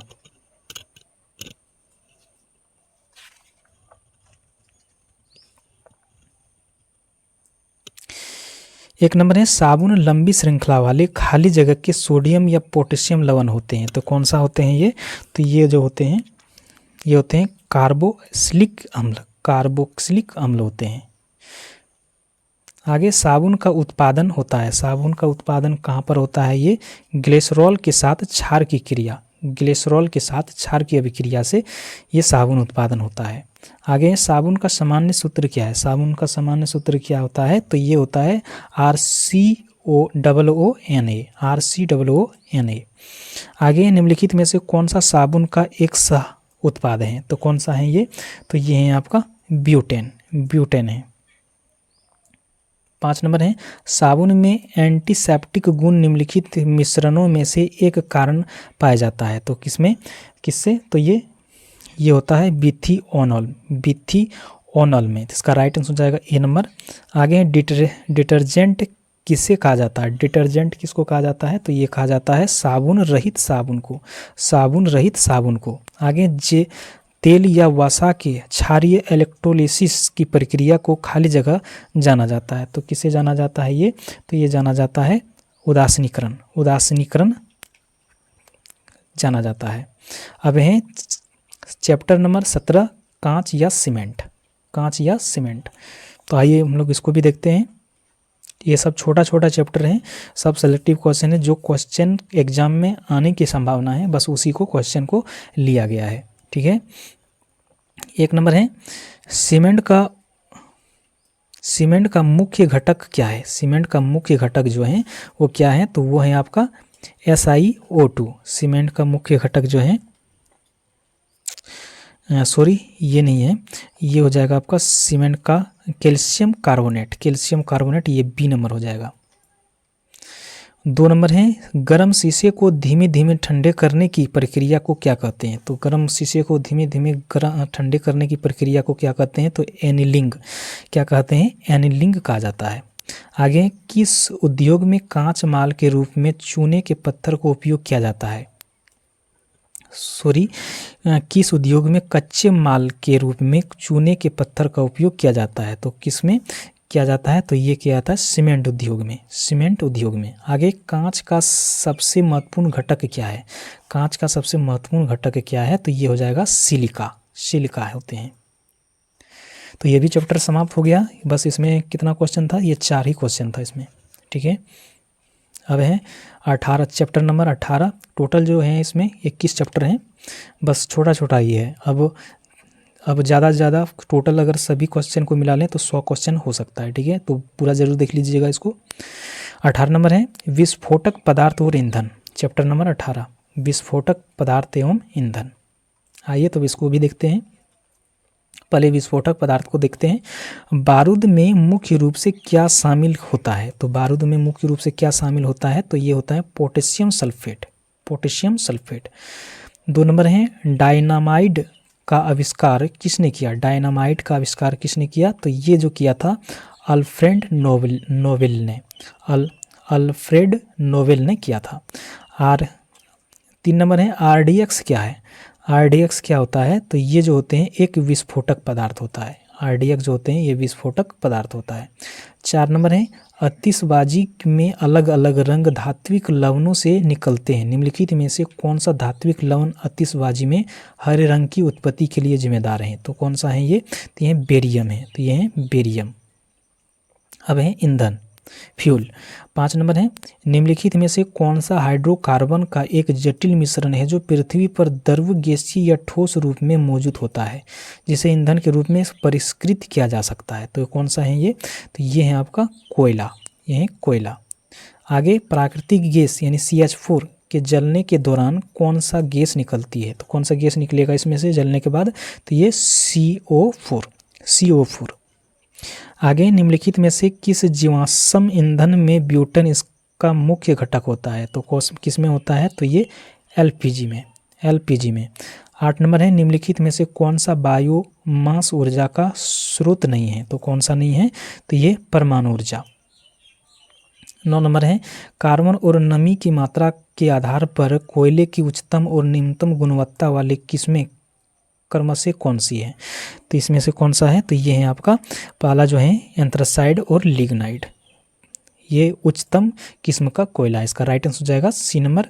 आगे है दलदल एवं धान की खेती में इसमें से कौन सी गैस उत्सर्जित होती है, तो कौन सी गैस उत्सर्जित होती है, तो ये जो होते हैं तो ये मीथेन गैस। आगे ईंधन के कैलोरी मान का इकाई क्या है, इसका इकाई क्या होता है, तो ये किलोजूल पर किलोग्राम, किलोजूल पर किलोग्राम। आगे 12 नंबर है निम्नलिखित में से किससे मार्स गैस भी कहा जाता है, मार्स गैस किसको कहा जाता है, तो ये मीथेन को। आगे निम्नलिखित में से किस ईंधन का उपयोग ताप विद्युत संयंत्रों में किया जाता है, तो किस में किया जाता है, तो ये यूरेनियम का। 14 नंबर है पेट्रोल के साथ साथ कारों में ईंधन के रूप में निम्नलिखित में से किसका उपयोग किया जाता है, तो किसका उपयोग किया जाता है, तो ये किया जाता है एथेनॉल को। आगे बायोगैस एक उत्कृष्ट ईंधन है क्योंकि इसमें 75% तक खाली जगह मौजूद होता है, तो क्या होता है इसमें 75%, ये होता है मीथेन होते हैं। आगे हैं एक घरेलू गैस सिलेंडर में LPG खाली जगह में संग्रहित की जाती है, तो कहाँ से संग्रहित की जाती है, तो ये जो किया जाता है तो ये तरल अवस्था में संग्रहित किया जाता है। आगे रसोई गैस के रिसाव का आसानी से पता लगाया जा सकता है खाली जगह हवा में प्रसार करके, तो किसमें, तो ये मिथाइल मार्केप्टन से, इसका राइट आंसर जाएगा D नंबर। आगे हैं 18 नंबर में ईंधन के एक इकाई द्रव्यमान के पूर्ण दहन से उत्पन्न ऊष्मा की मात्रा को क्या कहा जाता है, तो क्या कहा जाता है, ये कहा जाता है ईंधन की ऊष्मीय यानी कैलोरीमान, इसका राइट आंसर जाएगा A नंबर। आगे हैं निम्नलिखित में से किसका उपयोग खाना पकाने के लिए किया जाता है, किसका उपयोग किया जाता है, तो ये किया जाता है द्रवित पेट्रोलियम गैस यानी कि LPG को। 20 नंबर है जीवाश्म ईंधन जलने पर मुक्त कार्बन नाइट्रोजन और सल्फर के ऑक्साइड कहलाते हैं, तो ये क्या हो जाएगा इसका, ये हो जाएगा अम्लीय ऑक्साइड, अम्लीय ऑक्साइड। आगे हैं ठोस कोयला को तरल हाइड्रोकार्बन में परिवर्तित करने वाली प्रक्रिया को खाली जगह कहते हैं। तो क्या कहते हैं ये? तो ये कहते हैं द्रवीकरण, द्रवीकरण कहा जाता है। आगे, कोयला और पेट्रोलियम के दहन का परिणाम खाली जगह के ऑक्साइड के रूप में होता है। तो किसके रूप में होता है? ये होता है नाइट्रोजन और सल्फर के ऑक्साइड के रूप में। 23 नंबर है सीएनजी का मुख्य घटक क्या है? सीएनजी का मुख्य घटक क्या है? तो ये है मीथेन है। आगे, हाइड्रोकार्बन के पूर्ण दहन के परिणाम स्वरूप निम्नलिखित में से क्या प्राप्त होता है? तो ये क्या प्राप्त होता है? तो ये प्राप्त होता है H2 plus H2O, CO2 plus H2O। 25 number है मीथेन यानी CH4 के अनुभार का गणना करें। तो अनुभार कितना हो जाएगा इसका? ये हो जाएगा 16। आगे, खाली जगह का उपयोग मोटर वाहनों में ईंधन के रूप में बढ़ रहा है। तो किसका? तो ये कंप्रेसर नेचुरल गैस यानी सीएनजी का इसका राइट आंसर हो जाएगा ये नंबर। आगे है निम्नलिखित में से क्या स्वच्छ ईंधन का गुण है? स्वच्छ ईंधन का गुण क्या है? तो ये है प्रदूषण मुक्त करता है, ये प्रदूषण बहुत ये मुक्त होता है। आगे, एलपीजी का मुख्य घटक क्या है? एलपीजी का मुख्य घटक क्या है? तो ये है ब्यूटेन। आगे, एलपीजी का पूर्ण रूप क्या है? एलपीजी का पूर्ण रूप क्या है इसका? एलपीजी का पूर्ण रूप है liquefied petroleum gas, liquefied petroleum gas इसका फुल फॉर्म है।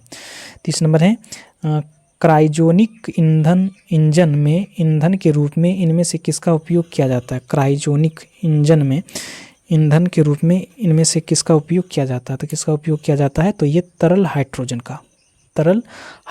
का उपयोग किया जाता है। अब है अगला चैप्टर है मिश्र धातु यानी चैप्टर नंबर 19।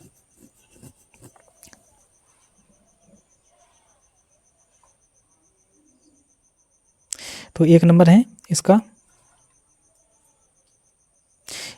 मिश्र धातु एक खाली जगह है। मिश्र धातु क्या है? ये समांगी मिश्रण है, समांगी मिश्रण। 2 नंबर है आयरन का हीटिंग एलिमेंट बनाने के लिए निम्नलिखित में से किस पदार्थ का उपयोग किया जाता है? किस पदार्थ का उपयोग किया जाता है? तो ये नाइक्रोम का।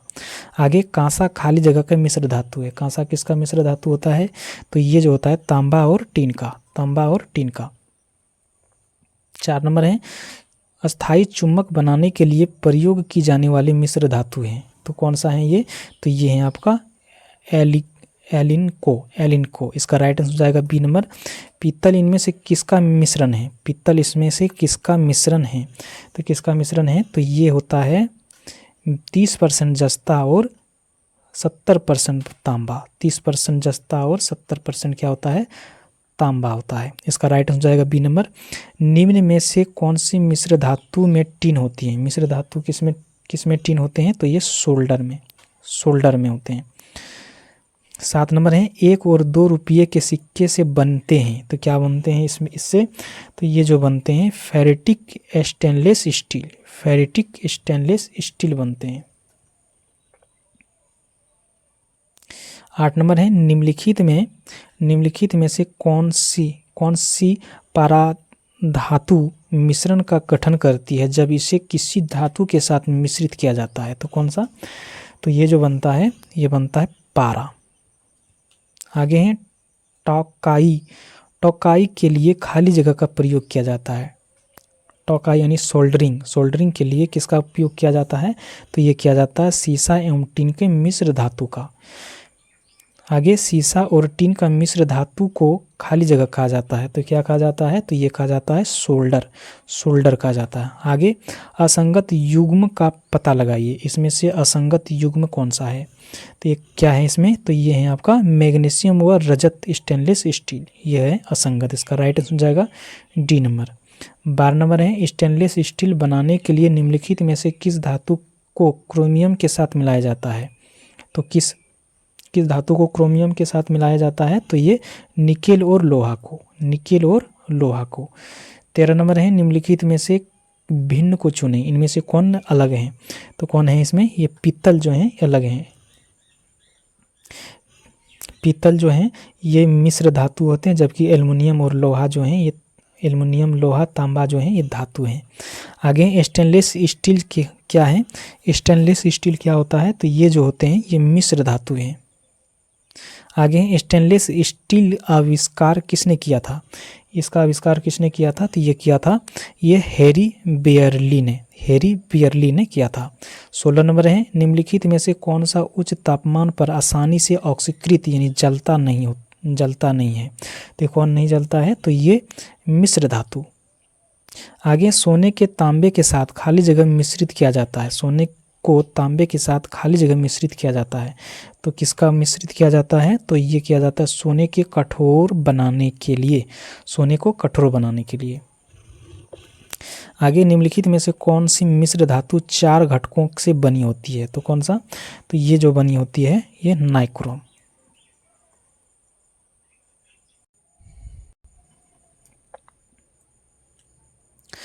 अब है चैप्टर नंबर 20 अयस्क एवं धातु कर्म यानी सेकेंड लास्ट ये चैप्टर है। आइए इसको भी देखते हैं। 1 नंबर है, निम्नलिखित में से कौन सा एल्युमिनियम का अयस्क है, इनमें से कौन एल्युमिनियम का अयस्क है, तो ये है आपका बॉक्साइड जो होते हैं ये एल्युमिनियम का अयस्क है। आगे निम्नलिखित में कौन सा खनिज का धात्विक रूप है, धात्विक रूप इसमें से कौन सा है, तो ये जो है अवक्र जो है ये धात्विक रूप है। आगे है मेलाकाइड खाली जगह का एक अयस्क है, किसका अयस्क है ये, तो ये जो होते हैं तांबा का। आगे इनमें से कौन सा तांबे का मुख्य अयस्क है, तांबे का अयस्क कौन सा है ये, तो ये डोलोमाइड जो है तांबे का अयस्क है। 5 नंबर है, धातु केवल विद्युत अपघटन द्वारा निकाला जाता है, तो कौन सा धातु, तो ये एल्युमिनियम। आगे धारा प्रभावित करने के लिए प्रयोग किए जाने वाले तरल को कहा जाता है, तो क्या कहा जाता है, ये कहा जाता है आपका ये इलेक्ट्रोनाइट।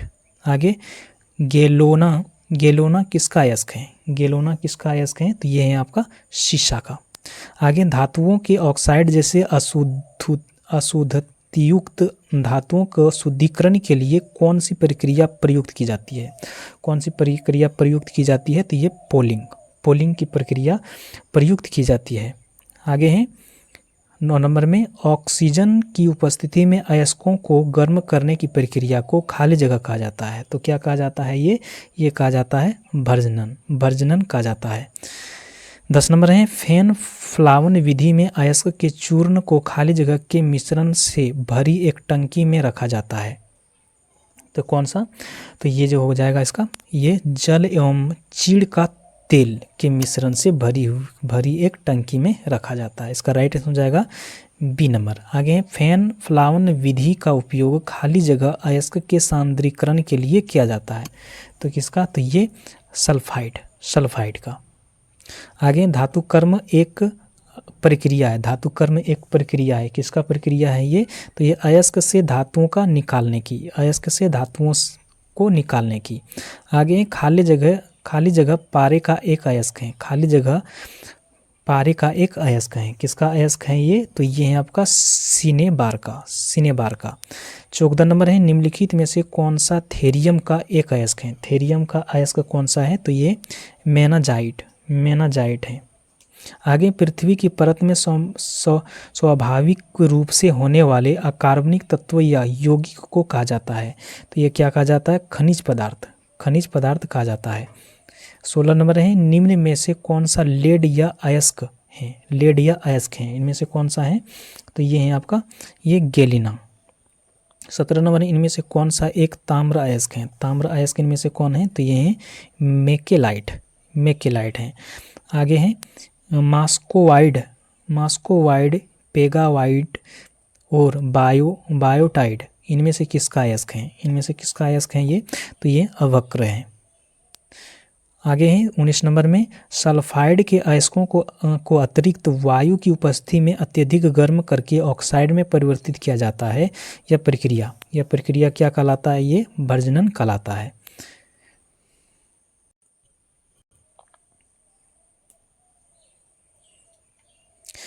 अब चैप्टर नंबर लास्ट यानी कि 21 विविध से है, तो ये केमिस्ट्री का ये लास्ट अंतिम चैप्टर होगा, तो आइए इसको भी देख लेते हैं।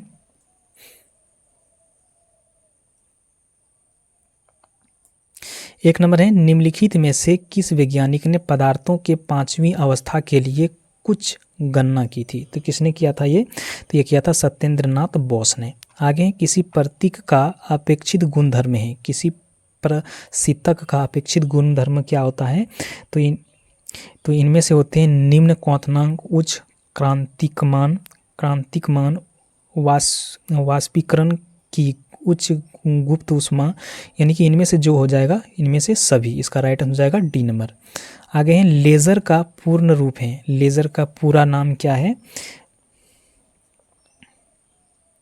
तो ये जो हो जाएगा, ये हो जाएगा light amplification by stimulated emission radiation. इसका राइट आंसर हो जाएगा डी नंबर। आगे है, E=mc(2) नामक सूत्र की खोज किसने की थी? तो ये किसने किया था? तो ये किया था अल्बर्ट आइंस्टीन ने। किसने किया था? अल्बर्ट आइंस्टीन ने किया था। आगे, भौतिक वैज्ञानिक की कौन सी शाखा विराम अवस्था में तरल का गुण को प्रदर्शित करता है? तो कौन सा अवस्था? तो ये करता है द्रव स्थितिकी। द्रव स्थितिकी। आगे, सापेक्षता का सिद्धांत किससे संबंधित है? सापेक्षता का सिद्धांत किससे संबंधित हैं? तो ये किससे संबंधित हैं? तो ये अल्बर्ट आइंस्टीन से संबंधित हैं। आगे हैं 7 नंबर में, हिस्टोग्राम का उपयोग क्या ज्ञात करने के लिए किया जाता है? हिस्टोग्राम का उपयोग क्या ज्ञात करने के लिए किया जाता है? तो ये किया जाता है ग्राफ के माध्यम से माध्यिका, बहुलक और माध्य। इसका राइट आंसर हो जाएगा डी नंबर। आगे हैं, कमानीदार तुला एक उपकरण है जिसका उपयोग सामान्यतः किसी वस्तु पर कार्य करने वाले खाली जगह को मापने के लिए किया जाता है। तो किसको? तो ये बल को। आगे हैं, खाली जगह एक उपकरण है जिसके द्वारा एक ही वस्तु के दो अलग अलग तस्वीरों को एक साथ देखा जा सकता है। तो किसमें? तो ये दिखा जा सकता है स्टेरियोस्कोप में। स्टेरियोस्कोप में। इसका राइट आंसर जाएगा ए नंबर। आगे हैं, give me a place to stand and I will move the world. उपरोक्त कथन किस प्रसिद्ध वैज्ञानिक का है? तो ये किस वैज्ञानिक का है? तो ये है आपका आर्किमिडीज का। इसका राइट आंसर जाएगा बी नंबर। आगे, जमीन में पानी को रिसने की प्रक्रिया को खाली जगह के रूप में जाना जाता है। तो किस प्रक्रिया की, इसको किसके रूप में जाना जाता है? तो ये अंत स्पंदन के रूप में जाना जाता है।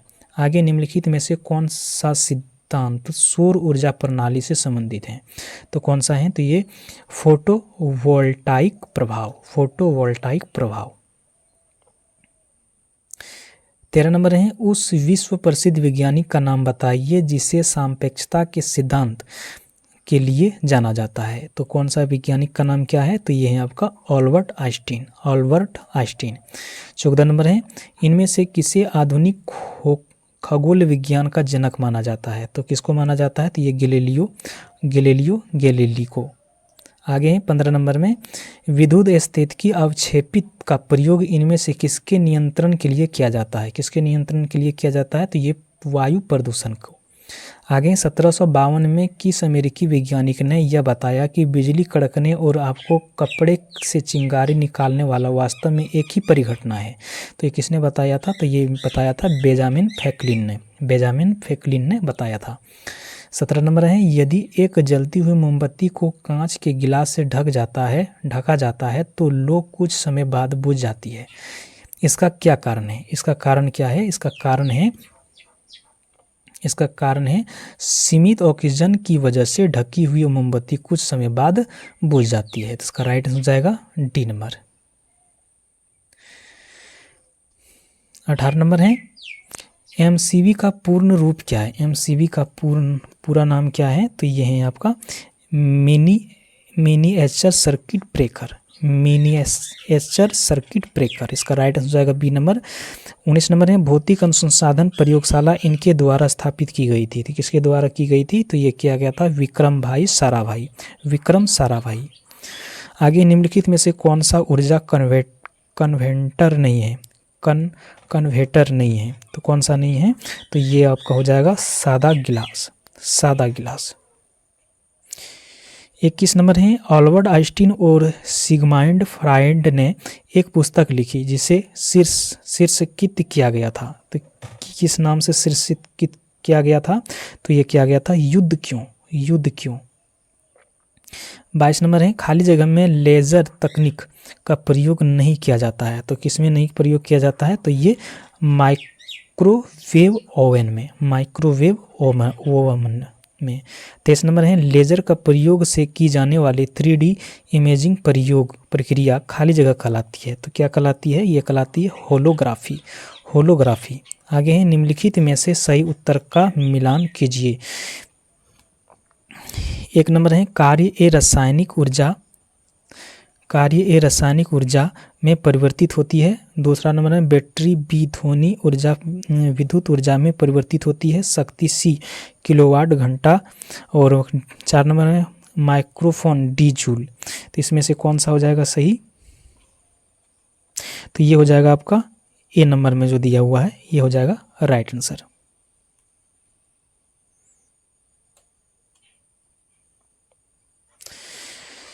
पच्चीस नंबर है, औसतन कितनी बार बिजली धरती पर गिरती है? औसतन कितने बार गिरती है? तो ये गिरती है प्रतिदिन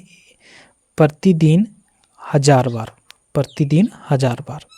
आगे है, MRI किसका संक्षिप्त रूप है? MRI किसका संक्षिप्त रूप है? तो ये है आपका मैग्नेटिक रेसोनेंस इमेजिंग का, मैग्नेटिक रेसोनेंस इमेजिंग का संक्षिप्त नाम है। इसका राइट आंसर हो जाएगा बी नंबर।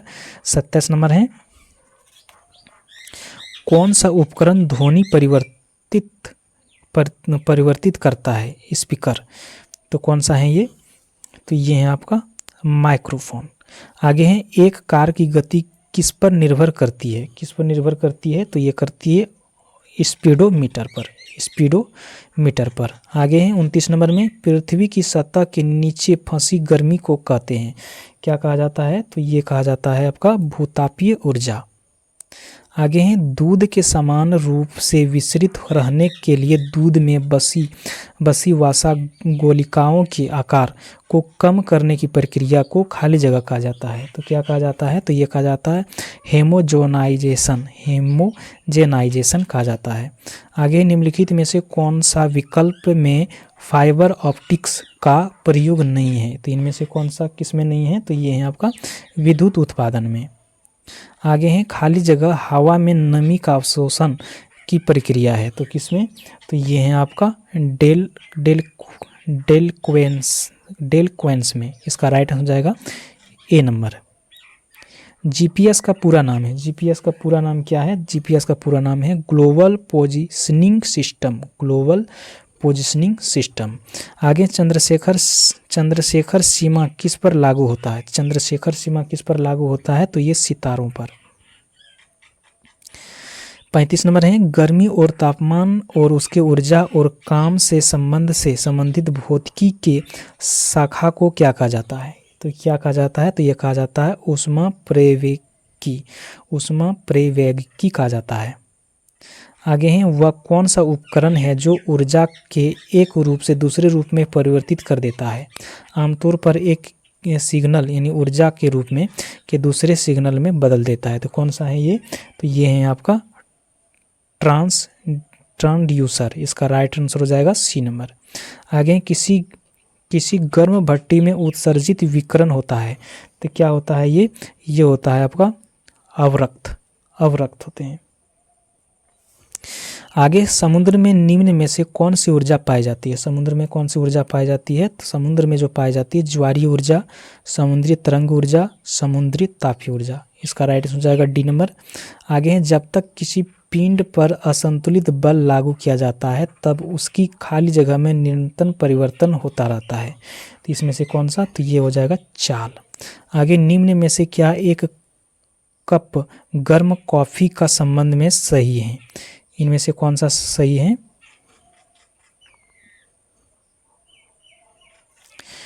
तो ये हो जाएगा इसका, इसमें माइक्रोवेव ओवन द्वारा किया गया कार्य के माध्यम से प्राप्त ऊष्मीय ऊर्जा को एक मापनीय मात्रा जो बदलने में विद्युत ग्रिड से विद्युत ऊर्जा लेती है। इसका राइट हो जाएगा बी नंबर। आगे है निम्न में से कौन सा कथन गलत है, इनमें से कौन सा कथन गलत है, तो ये हो जाएगा आपका क्रिया और प्रतिक्रिया बल समान पिंड पर लगते हैं, इसका राइट हो जाएगा डी नंबर। आगे हैं 42 नंबर में ओमिक उपकरण का वर्तमान वोल्टेज ग्राफ किसके रूप में है, तो किसके रूप में है ये, तो रेखिक ग्राफ के रूप में, तो ये है आपका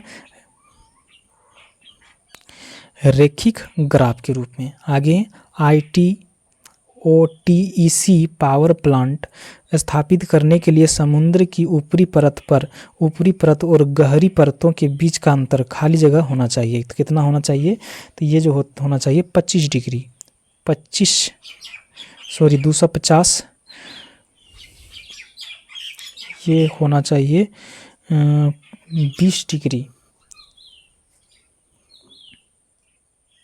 20 डिग्री होना चाहिए, इसका राइट हो जाएगा डी नंबर। आगे है बादलों के गरजने के दौरान किस प्रकार का ऊर्जा रूपांतरित होता है, तो किस प्रकार का ऊर्जा रूपांतरित होता है, तो ये गतिज ऊर्जा, प्रकाश और ध्वनि ऊर्जा में रूपांतरित होता है, इसका राइट हो जाएगा बी नंबर। आगे है मोटरसाइकिल दुर्घटना के दौरान हेलमेट कम करने में सहायक होता है, तो ये क्या कम करने में सहायक होता है, तो ये जो होता है ये आवेग जो होता है कम करने में सहायक होता है। आगे सौर ऊर्जा संग्राहकों यानी कलेक्टर में अधिकतम क्षमता खाली जगह में होता है, तो किस में होता है, तो ये होता है पारावोल्टाइड डिश संग्राहक, इसका राइट हो जाएगा सी नंबर। आगे निम्नलिखित में से अल्ट्रासोनोग्राफी का उपयोग क्या है, अल्ट्रासोनोग्राफी का उपयोग क्या है, तो इसका उपयोग मां के गर्भ के अंतर भ्रूण के विकास के देखरेख के लिए किया जाता है, इसका राइट आंसर हो जाएगा डी नंबर। 48 नंबर है एक पेड़ की शाखा पर बैठा बंदर अचानक नीचे जमीन पर गिर पड़ा, यह किस नियम का उदाहरण है, तो ये किस नियम का उदाहरण है, तो ये है आपका ऊर्जा संरक्षण नियम का। आगे है एक ही पदार्थ के अणुओं के बीच लगने वाला आकर्षण बल को क्या कहा जाता है, तो क्या कहा जाता है, तो ये कहा जाता है सहसंजक बल। आगे मानव शरीर के कौन से दो मुख्य अंग में काफ़ी मात्रा में चुंबकीय क्षेत्र उत्पन्न होता है, तो कौन किस में होता है,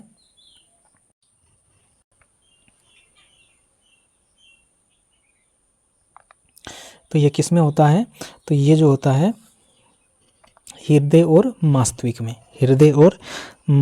में होता है। 51 नंबर है इनमें से कौन सा रंग दो प्राथमिक रंगों के संयोजन से निर्मित नहीं है, तो कौन सा है, तो ये जो हो जाएगा आपका नीला। आगे निम्नलिखित में से कौन सा विकल्प सुमेलित नहीं है, इनमें से कौन सा विकल्प सुमेलित नहीं है,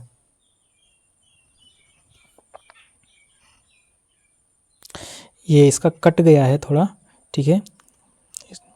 अब देखते हैं 53 नंबर में निम्नलिखित में से किसमें परिवर्तन करके किसी पदार्थ को एक अवस्था या रूप में दूसरे में परिवर्तित किया जा सकता है, तो किसमें, तो इसका क्या हो जाएगा, ये हो जाएगा आकार।